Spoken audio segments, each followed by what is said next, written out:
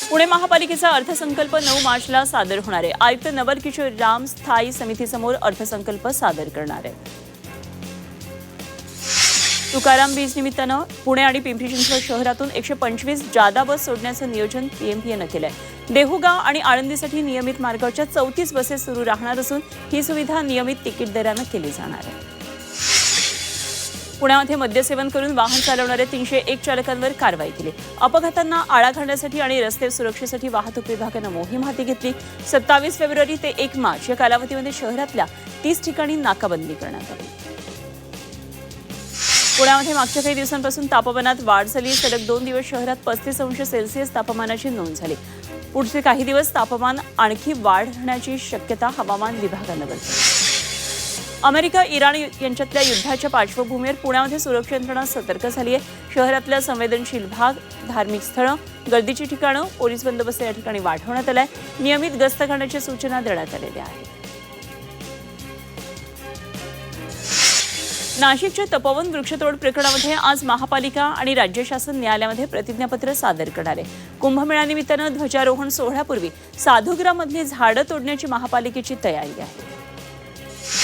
नाशिकच्या बागलाणमध्ये शिवजयंतीनिमित्तानं व्याख्यानाचं आयोजन केलं होतं। शिवचरित्र व्याख्याते नितीन बानगोडे पाटील यांच्या व्याख्यानांचं आयोजन केलं होतं। सामाजिक कार्यकर्ते सुनील महाजनांनी व्याख्यानाचं आयोजन केलं होतं आणि या कार्यक्रमाला हजारो गावकऱ्यांनी उपस्थिती लावली होती। यावेळी विविध कार्यक्रमांचं आयोजन केलं होतं।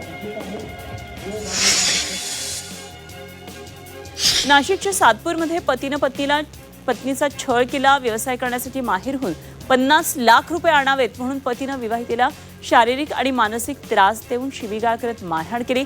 या प्रकरणात पतीविरोधात गुन्हा दाखल करण्यात आला। येवला शहरात बियाणं दुकानात चोरी झाली। चोरट्यांनी दुकानाच्या शटरचं कुलूप तोडलं। दुकानातली रोकड लंपास केली। चोरीची घटना सीसीटीव्हीतही चित्रित झाली। चोरीच्या घटनांमध्ये वाढ झाल्यानं नागरिकांमध्ये भीतीचं वातावरण पसरलं।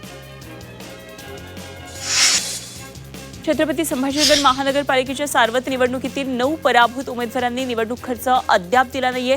वारंवार सूचना देऊन सुद्धा टाळाटाळ केल्यानं या 9 उमेदवारांना आता महानगरपालिकेनं नोटीस बजावली। पुढच्या 15 दिवसांमध्ये खर्चाचा संपूर्ण तपशील सादर न केल्यास कडक कारवाईचा इशारा दिला। संभाजीनगरमध्ये जलयुक्त शिवार योजनेला मागच्या वर्षापासून 1 रुपयाचा सुद्धा निधी आला नसल्याची धक्कादायक माहिती समोर आली आहे। त्यामुळे जिल्हा जलसंधारण विभागानं प्रस्तावित केलेली 2728 कामं रखडलेली आहेत। छत्रपती संभाजीनगर शहरात उन्हाचा कडाका वाढला आहे। मागच्या 2 दिवसात शहरात 35 अंश सेल्सिअस तापमानाची नोंद झाली। त्यामुळे यंदा लवकर उन्हाळा जाणवू लागलाय।